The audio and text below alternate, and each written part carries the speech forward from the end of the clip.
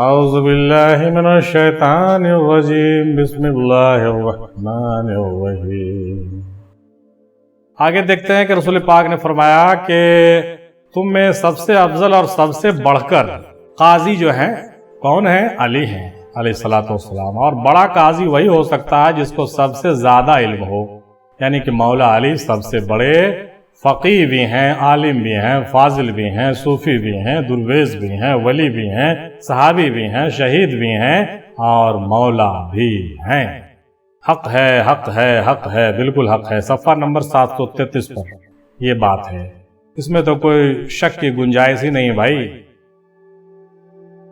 بابا نظام الدین اولیاء یہ بھی فرماتے ہیں کہ مردان خدا جو کھانا کھاتے ہیں تو ان کی نیت حق کی ہوتی ہے، اور درویش کھانا کھاتے وقت جو لقمہ اٹھاتا ہے اور یہ کہتا ہے کہ واخذت باللہ، یعنی کہ میں نے اللہ کے نام سے یہ لقمہ اٹھایا، واخذت باللہ یعنی کہ میں نے اللہ کے نام پر یہ لقمہ اٹھایا، یعنی حق کی نیت سے حق کے لیے درویش کھانا کھاتا ہے۔ صاحب درویش کا کھانا کھانا بھی ایک بہت بڑا عبادت اور ایک بہت بڑا معاملہ ہے، اس کو بہت سیریسلی لینا چاہیے۔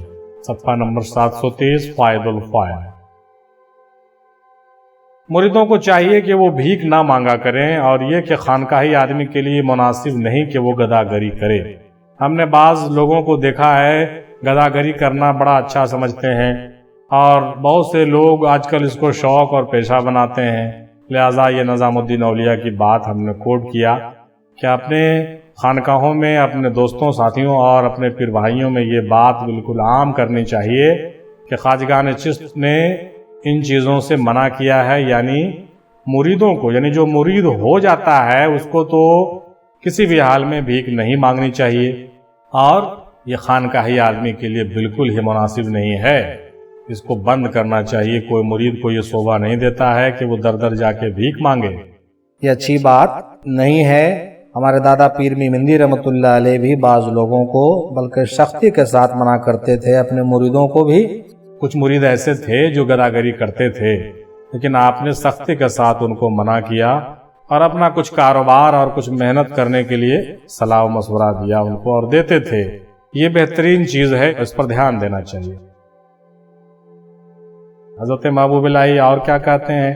اگر کوئی مومن بغیر توبہ کیے مر جائے تو 3 باتوں کا احتمال ہے کہ اللہ ایمان کی برکت سے اسے بخش دے، یا اپنے فضل و کرم سے بخش دے، یا کسی شفاعت سے اسے بخش دے۔ 3 باتیں ہو سکتی ہے، اور اگر دوزخ میں بھی ڈالے گا تو اس کے گناہوں کے مطابق عذاب کر کے آخر کار بہشت میں بھیج ہی دے گا، مگر ہمیشہ کے لیے دوزخ میں نہیں رکھے گا، کیونکہ وہ دنیا سے با ایمان گیا ہے۔ یہ صفحہ نمبر 728 میں دیکھیے گا، ہست بہشت میں فائد الفائد 4 جلد میں یہ ملے گا۔ مطلب یہ ہوا کہ ایمان والا اگر کوئی بڑا بڑا گناہ بھی کر لے تو اللہ تعالیٰ اس کو آخر میں بخش ہی دے گا۔ لہٰذا ایمان والا ہونا چاہیے، ایمان لانا چاہیے، ایمان پر قائم رہنا بہت ضروری ہے۔ یہ بات نظام الدین اولیاء فرما رہے ہیں۔ حضرت قطب الدین بختیار کاکی رحمۃ اللہ علیہ ہر رات 3000 مرتبہ درود پاک پڑھ کر سویا کرتے تھے۔ نکاح کی وجہ سے 3 دن ناگا ہو گیا تو رسول پاک نے پیغام بھیجا کہ کہہ دو کہ تحفہ جو روز ملتا تھا پچھلے 3 دنوں سے نہیں پہنچا ہے۔ یہ ایک مزید واقعہ ہم نے پہلے بھی کوٹ کیا اور سنایا تھا دوسرے ویڈیو میں، اس کو ہم شارٹ میں یہاں پہ بیان کرتے ہیں کہ جب 3 دن تک ناغا ہوا تو رسول پاک نے میسج دیا ان کے مریدوں کے ذریعے سے کہ 3 دنوں سے نہیں پہنچا تمہارا تحفہ جو 3000 مرتبہ درود پڑھتے تھے، اور یہ بھی کہا کہ ان کو میرا سلام کہنا، یعنی رسول پاک نے جو ہے سلام بھی بھیجا اور یاد دہانی کیا کہ جو درود کا تحفہ بھیجتے تھے وہ ناگا کیسے ہو گیا۔ اس سے صاف پتہ چلتا ہے کہ درود کا تحفہ رسول پاک کی بارگاہ میں پہنچتا ہے، رسول پاک کی روح مبارک بہت خوش ہوتی ہے اور اس کا جو ہے جواب بھی وہ دیتے ہیں۔ یہ بہت بڑی سعادت کی بات ہے۔ صفحہ نمبر 725 پر یہ واقعہ درج ہے، دیکھا جا سکتا ہے۔ اللہم صلی علی سیدنا محمد وآلہ وصحابہ وازواجہ ذریاتہ وسلم بارک وسلم۔ حدیث شریف میں یہ بھی ہے کہ جس نے کسی زندہ کی زیارت کی اور اس کی کوئی شے نہ چکھی تو گویا اس نے مردہ کی زیارت کی۔ یہ حدیث فائد الفائد میں درج ہے، صفحہ نمبر 756 پر۔ رسول پاک نے یہ فرمایا تھا کسی وقت میں کسی زمانے میں کہ جس کسی نے کسی زندہ کی زیارت کی یعنی کسی سے ملاقات کی اور اس کی کوئی چیز نہیں چکھی تو گویا اس نے مردہ کی زیارت کی، یعنی کسی سے ملنے جانا چاہیے تو اس کے گھر کا کچھ کھا پی کر آنا چاہیے، یا آپ کے پاس کوئی ملنے آئے تو آپ اس کو کچھ کھلا پلا کے واپس کریں۔ یہ میسج ہے رسول پاک کے حدیث کا، جو نہایت نایاب حدیث ہے جس کو علماء بیان نہیں کرتے ہیں، اور یہ خواجگان چشت کے کتب میں دستیاب ہیں۔ ان چیزوں کو اگر ہم لوگ اپنی زندگی میں لے آئیں تو ایسی ایسی سنتیں زندہ ہو جائیں گی جو بالکل ختم ہو رہی ہے، اور امت صرف نماز روزے اور داڑھی میں پھنس کر رہ گئی ہے۔ لہٰذا ہم ان تمام چیزوں کو مرکز افضلیہ ایجوکیشن اور ریسرچ سینٹر کے حوالے سے ہم منظر عام پہ لاتے ہیں، شائع کرتے ہیں، تاکہ لوگوں تک یہ چیزیں پہنچے، اور اللہ تعالیٰ انہی چیزوں کے صدقے طفیل میں ہم لوگوں کی بخشش کرے۔ حضرت یحییٰ معاذ رازی رحمۃ اللہ علیہ کا یہ قول دیکھیے جناب کہ محبت کا ایک ذرہ تمام آدمیوں اور پریوں کی عبادت سے کہیں بڑھ کر ہے۔ یہ بات ہم نے پہلے بھی کہیں ذکر کیا کہ محبت کا جو ایک ذرہ ہے تمام آدمی اور پریوں کی عبادت سے بڑھ کر ہے، مطلب سبھی عبادت ریاضت کی جو وزن ہے وہ ایک طرف، اور محبت کا ایک ذرہ اس پر بھاری پڑے گا۔ لہٰذا صوفیہ اکرام نے محبت کو ترجیح دی، بالخصوص وارث علی شاہ رحمۃ اللہ علیہ نے محبت کو ترجیح دی، دادا میم ہندی رحمۃ اللہ علیہ نے عشق و محبت کی جو ہے تبلیغ کیا، حضرت علامہ اقبال اور دیگر جو بڑے بڑے صوفیہ اور درویش ہوئے انہوں نے محبت و عشق کی جو ہے تبلیغ و اشاعت کی ہے۔ لہٰذا اس کا جو جواز ہے، اس کی جو کہیے کہ جو سند ہے آپ دیکھ رہے ہیں، حضرت یحییٰ معاذ رازی رحمۃ اللہ علیہ کا قول ہے، صفحہ نمبر 751 پر دیکھیے ہست بہست میں، فائد الفائد میں، جلد 4 میں۔ حضرت محبوب الہی یہ بھی فرماتے ہیں کہ علماء اہل حق ہیں اور درویش اہل عشق ہیں، اور علماء کی عقل درویشوں کے عشق پر غالب ہے، اور درویشوں کا عشق علماء کے عقل پر غالب ہے، اور انبیاء میں دونوں حالتیں پائی جاتی تھیں۔ یہ تو بالکل واضح ہے، دنیا مان رہی ہے اس بات کو اب کہ علماء اہل عقل ہیں، عقل والے ہیں، درویش عشق والے ہیں، اور انبیاء کے اندر دونوں باتیں پائی جاتی تھی، یعنی ان کے اندر انبیاء کے اندر عقل بھی اور عشق بھی پائی جاتی تھی۔ آپ فرماتے ہیں کہ اپنی بیوی سے اس نیت سے ہم بستر ہونا چاہیے، ملنا چاہیے کہ اس کا حق ادا ہو جائے، اور دیگر اعمال بھی جو کہ با اخلاص ہو، خدا کے لیے کیا جائے، کہ جس میں نفسانی حرص و ہوا اور خواہش نہ ہو، وہ ظاہر میں دنیا ہے مگر حقیقت میں وہ دنیا داری نہیں ہے بلکہ طاعت و عبادت ہے۔ صفحہ نمبر 750 پر دیکھا جا سکتا ہے اس کو۔ اس حوالے سے پہلے بھی ہم نے گفتگو کیا ہے کہ دنیا میں رہ کے دنیا میں سے کیسے جدا رہیں، نفس میں رہ کے کیسے بے نفس رہیں، اور فنا ہو کر کے ہم کیسے جئیں تاکہ ہم بقا حاصل کر لیں۔ کئی باتیں اس پر ہو چکی ہیں، چنانچہ اس پر زیادہ وضاحت نہیں کرتے ہوئے ہم منزل کمال کی طرف بڑھتے ہیں آگے۔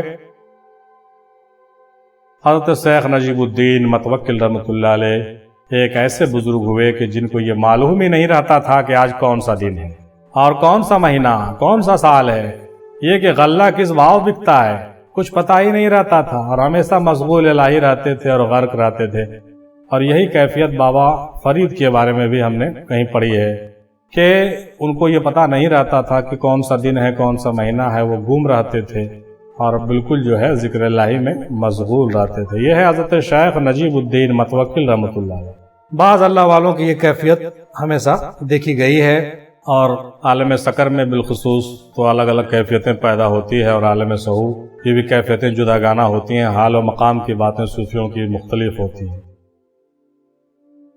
محبوب الہی نظام الدین اولیاء یہ بھی فرماتے ہیں کہ جو قتل کرتا ہے اسے کرنے دو، آخر قتل کرنے والا قاتل ہی تو ہے۔ مطلب یہ وہی بات ہو گئی جو ہم نے پہلے کہا کہ جو منزل کمال پہ پہنچنے والے لوگ ہوتے ہیں وہی اس فکر کے حامل ہو سکتے ہیں، دوسرا یہ فکر رکھ ہی نہیں سکتے۔ آپ یہ بھی فرماتے ہیں کہ جب کوئی نفس سے پیش آئے تو اس سے قلب سے پیش آنا چاہیے، یعنی کہ جب کوئی لڑے اور برائی سے پیش آئے تو اس سے نرمی سے پیش آؤ تاکہ نفس مغلوب رہے، یعنی کوئی برائی کرتا رہے آپ بھلائی کرتے رہے۔ یہ بات تو جنرلائز ہے بھائی، لیکن ہم صوفیوں کے ماننے والے ہیں تو کچھ اسپیشل ہونا چاہیے۔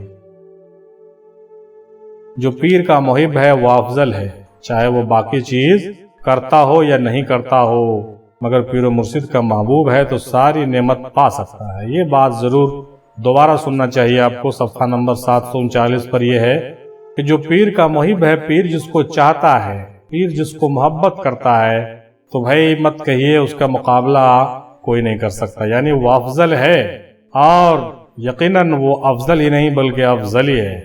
وہ باقی چیز کرے یا نہ کرے کوئی معنی نہیں رکھتا، مگر پیر و مرشد کا وہ محبوب ہے، اگر چاہے وہ کسی سلسلے کا ہو، تو ساری نعمت کا وہ حقدار ہے، ساری نعمت وہ پا سکتا ہے، کیونکہ وہ افضل ہے اور پیر کا محب ہے۔ اس لیے ہم لوگوں کو چاہیے کہ اپنے پیر کا محبوب بنے۔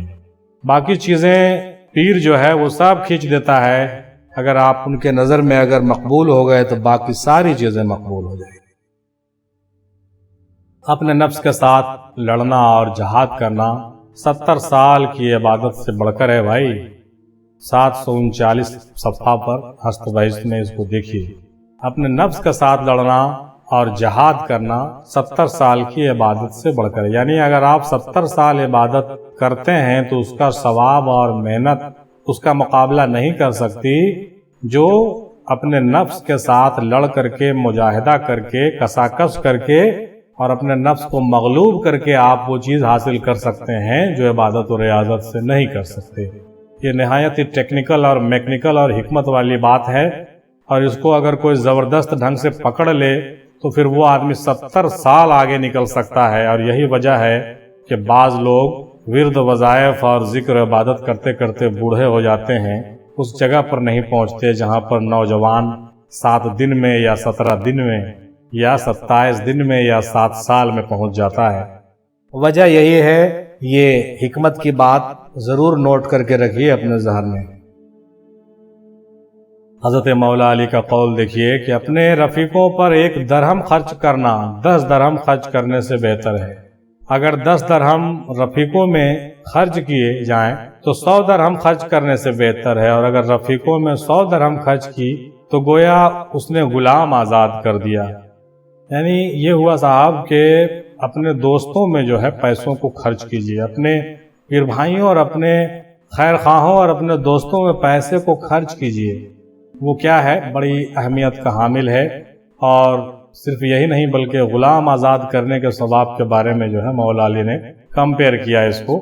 یہ بہت عمدہ عمل ہے، لہٰذا ہم لوگوں کو چاہیے کہ اپنے اپنے خانقاہوں، اپنے اپنے مراکز میں جو ہے ہفتہ واری اور ماہ واری، 6 ماہی اور سالانہ کچھ ایسی نشستیں رکھیں جس میں اپنے رفیقوں کو بلائیں اور اس پر خرچ کریں، مطلب کچھ پیسے جو ہے اپنے دوستوں کو، یاروں کو کھلانے پلانے اور ذکر اذکار میں بیٹھ کر کے اس کو خرچ کریں، تاکہ جو ہے وہ اس کا جو ہے مطلب ایک اچھا فائدہ بھی ہو جائے، اور اپنے دوستوں اور قریبوں کی مدد بھی کریں، جن کے ساتھ کوئی پریشانی ہو تو وہ پریشانی بھی حل ہو۔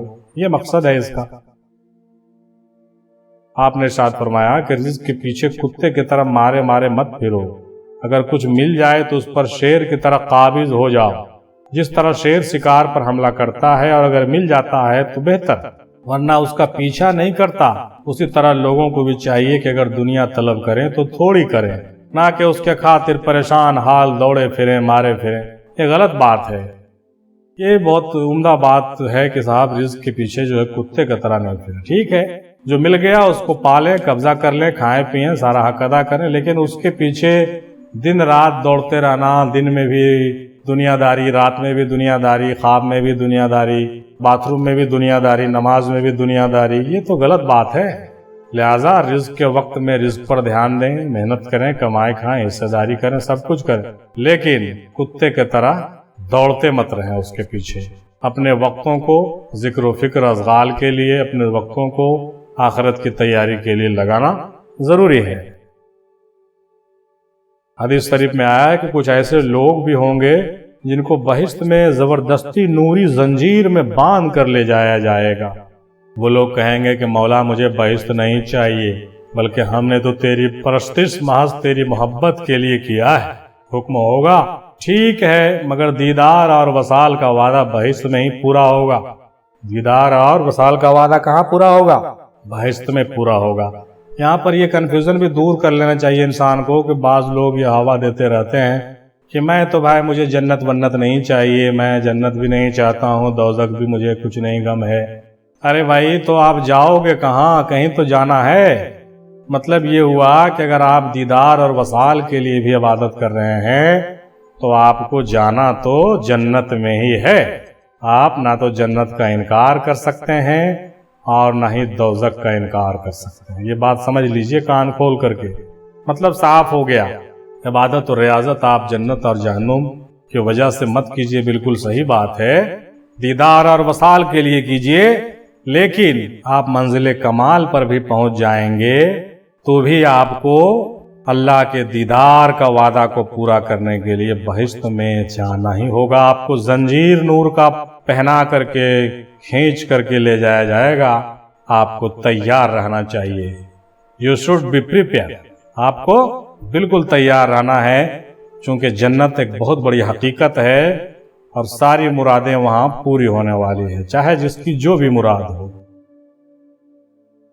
حضرت نظام الدین اولیاء اوائل کے زمانے میں اپنے پیر و مرشد بابا فرید کا نام 10 مرتبہ ہر نماز کے بعد لیا کرتے تھے. آپ فرماتے ہیں کہ ایسا کرنے سے محبت بڑھتی ہے، اور پیر کا نام لے کر مدد کے لیے پکارنا، پیر کا نام ورد کر کے مدد کے لیے پکارنا بھی بہت اچھا عمل ہے.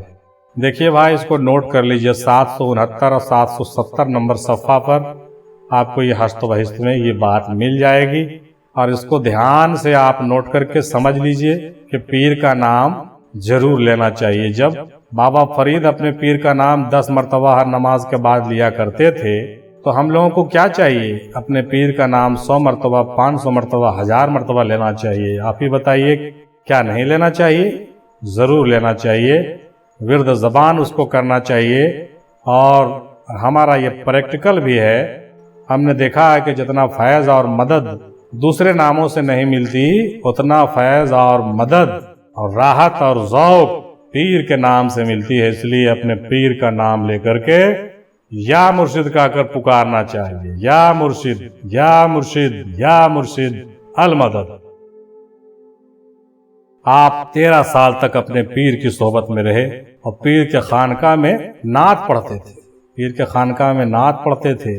13 سال تک اپنے پیر کی صحبت میں رہے اور پیر کے خانقاہ میں نعت پڑھتے تھے. یہ بات فائد الفائد میں درج ہے. اس سے یہ پتہ چلتا ہے کہ خواجگان چشت بھی نعت خوانی کو وہ غلط نہیں کہتے ہیں. نعت خوانی کرنی اچھی بات ہے، اور سما اور رقص تو ہے ہی ہے، اس میں کوئی شک کی بات نہیں ہے. اللہ کا فضل و کرم ہے کہ مرکز افضلیہ پر بھی نعت پڑھنے کا شرف اور شائع کرنے کا شرف ہم لوگوں کو حاصل ہے. اور تمام بھائیوں سے گزارش کی جاتی ہے کہ ضرور نعت و منقبت کی بزم آراستہ وہ پیراستہ کریں، درود و سلام کا نذرانہ پیش کریں. یہ بہت اچھا مشغلہ ہے. یہ خواجگان چشت کی سنت بھی ہے. ماشاءاللہ. ہر حال میں پیر کا فرما بردار بننا چاہیے. یہاں تک کہ کسی نوجوان کو کہے کہ بڑھیا سے شادی کر لے تو بھی کر لینا چاہیے. سبحان اللہ، اللہ اکبر. یعنی پیر کا فرما برداری کا یہ عالم ہونا چاہیے کہ اگر پیر کہہ دے کسی نوجوان کو کہ بڑھیا سے شادی کر لے تو مرید کو چاہیے کہ بڑھیا سے بھی شادی کر لے. اللہ اکبر. یہ فرما برداری کی بات ہے. حضرت ابو سعید ابو الخیر رحمۃ اللہ علیہ کے ایک جوان مرید نے بڑھیا سے نکاح کیا. یہ فرما برداری کی بات ہے. جو شخص فرما برداری اس طرح سے کرے گا وہی منزل مقصود کو پائے گا اور منزل کمال کو بھی پہنچے گا. پیر اگر غیر شرعی بات بھی کہے تو انکار اور اعتراض نہیں کرنا چاہیے، کیونکہ پہلے تو پیر کامل غیر مشروع بات نہیں کرے گا، اور اگر کرے گا تو ضرور اس میں کچھ مصلحت اور حکمت ہوگی. یہ ضرور ملحوظ خاطر رکھنا چاہیے. پیر اگر کوئی غیر شرعی بات بھی کہے تو اعتراض مت کرو بھائی. اس صفحہ نمبر 718 پر ملی.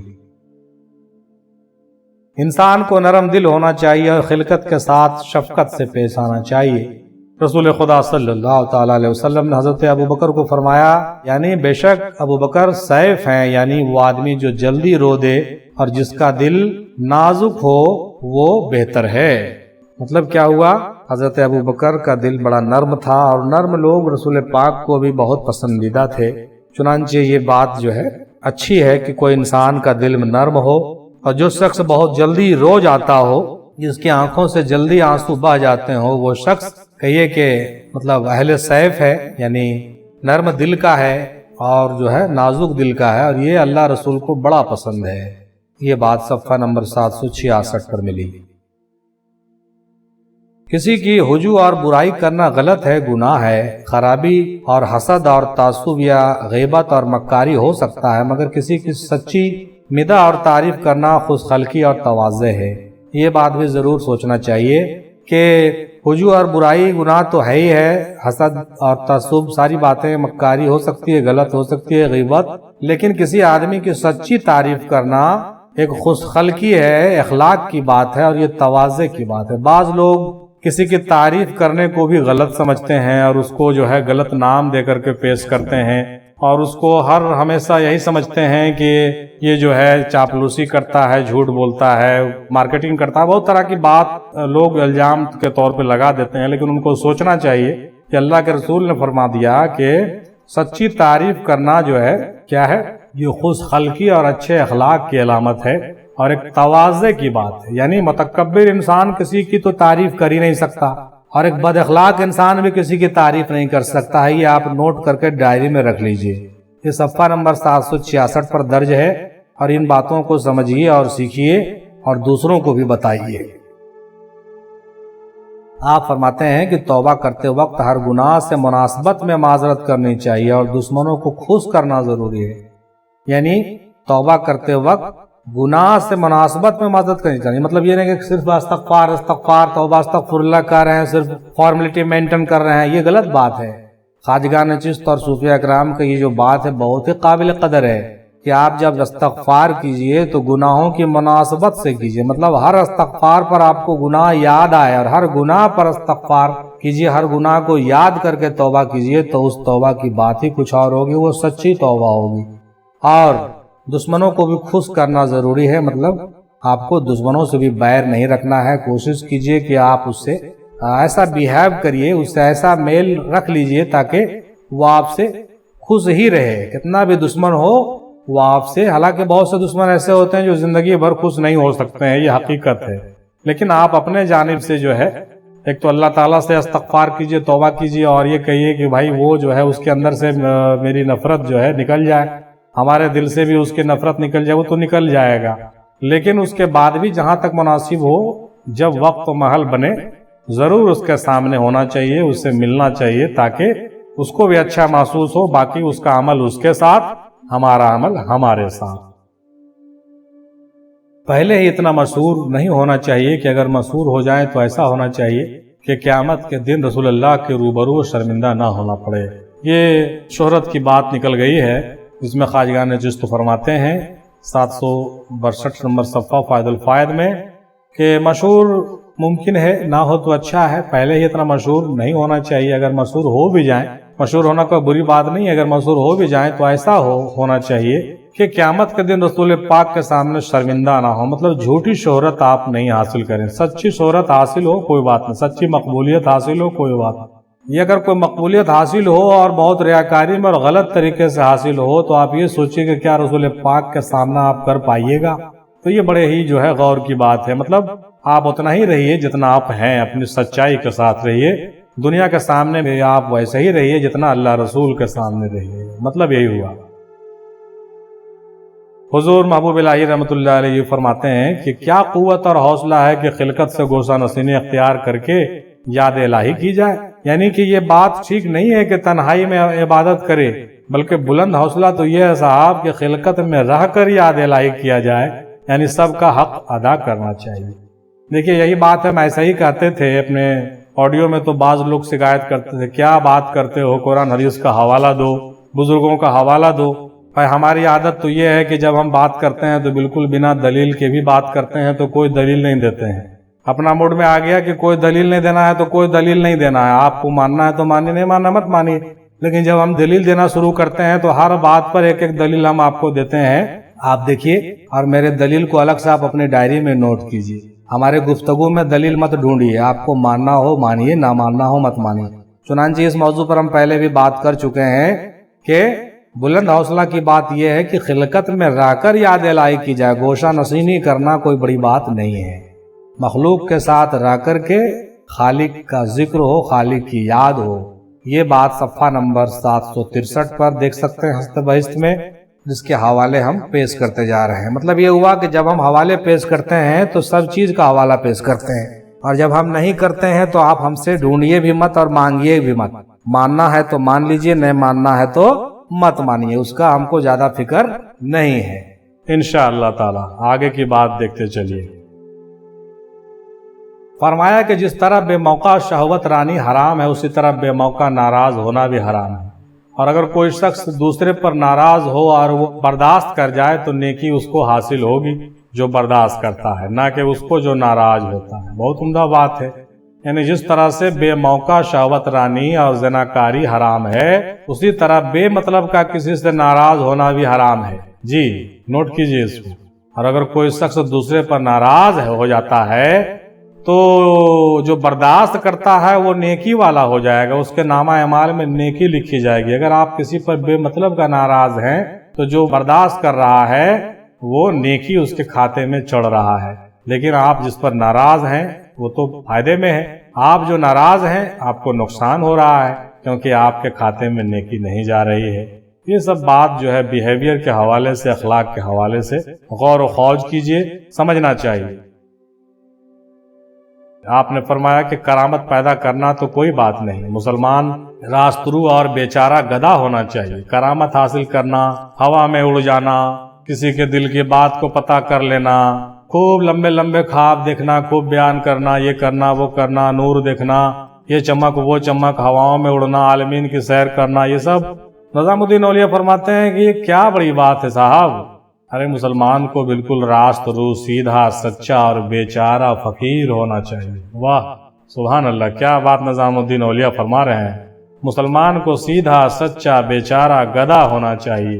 کیا کرامت سلامت کے چکر میں پھنسے رہتے ہو, لباکی کرتے رہتے ہو, بکواس کرتے رہتے ہو. بھائی مت کیا کرو. آپ فرماتے ہیں کہ جس طرح زندگی بسر کرتے ہیں اسی طرح انہیں موت آتی ہے. یعنی لوگ جس طرح زندگی بسر کرتے ہیں اسی طرح موت آتی ہے. یعنی ہمیں چاہیے کہ ہم زندگی ویسے بسر کریں جس حال میں مرنا چاہتے ہیں. بہت عمدہ بات ہے. جو کرتے ہوئے ہم جیئیں گے اسی کام کو کرتے ہوئے مریں گے. لہٰذا یہ عادت بنا ڈالیے کہ ایمان کو حاصل کرتے ہوئے, ایمان کو بڑھاتے ہوئے, ذکر اذکار کرتے ہوئے, کلمہ طیب پڑھتے ہوئے اپنی زندگی گزاریے تاکہ مرتے وقت بھی زبان پر رہے حق لا الہ الا اللہ محمد رسول اللہ صلی اللہ علیہ وسلم.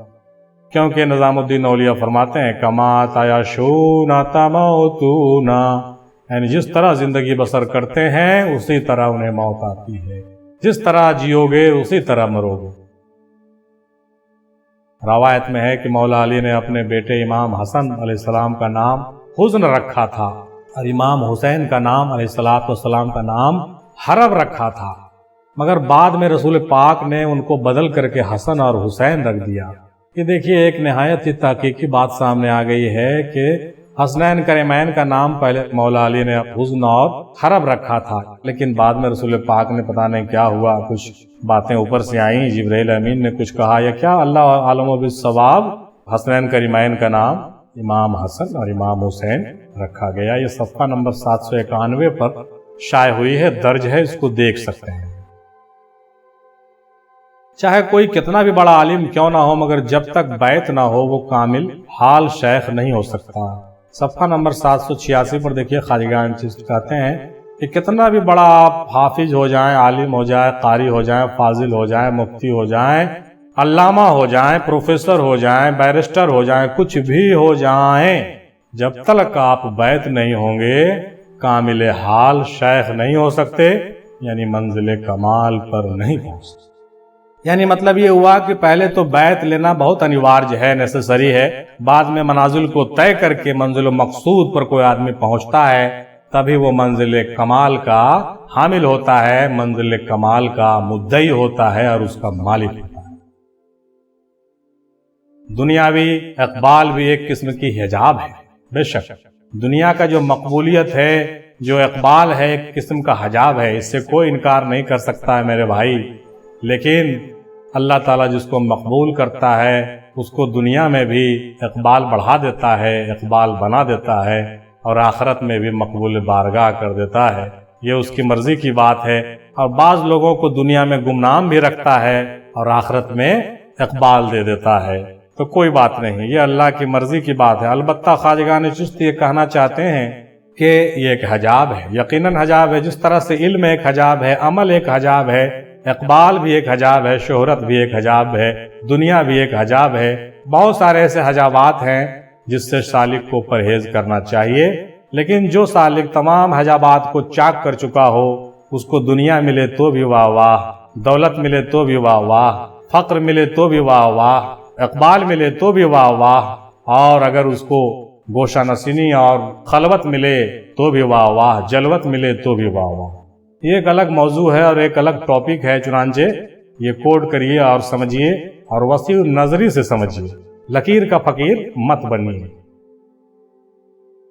کسی سے الجھ پڑو اور یا کسی سے لڑائی جھگڑا کر لو تو باہم سنائی کر لو، یعنی کچھ روپیہ پیسہ لے کر اس فریق کو خوش کرو۔ یہی اہل بیت اور بزرگوں کا طریقہ ہے۔ ماشاءاللہ، بہت عمدہ بات ہے، نہایت ہی قابل غور بات ہے۔ کسی سے لڑو جھگڑو تو آپ کیا کرو؟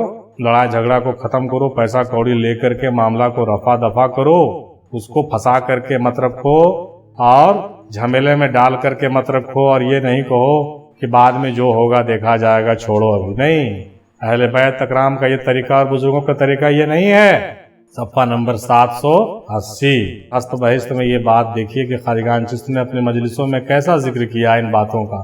کسی سے الجھ پڑو جھگڑ پڑو تو معاملہ کو رفع دفع کرو، کسی کے ساتھ بھی 1 روپے کا حساب کتاب نہیں رکھنے کی ضرورت ہے، اور جہاں تک ممکن ہو پیسہ کوڑی دے کر کے اس کو خوش کر لو، دنیا میں ہی خوش کر لو۔ ایسا نہیں ہو کہ یہ معاملہ تمہارے مرنے کے بعد قبر میں چلا جائے، حشر میں چلا جائے۔ یہ بہت ہی مہنگا سودا ہے میرے بھائی، اور یہ منزل کمال والے لوگوں کو شوبھا نہیں دیتا ہے۔ یعنی منزل کمال پر وہ لوگ نہیں ہو سکتے جو ان معاملات میں پھنسے رہیں گے، بلکہ ان لوگوں کو چاہیے کہ ان معاملات سے بالکل صاف ستھرے نکل جائیں۔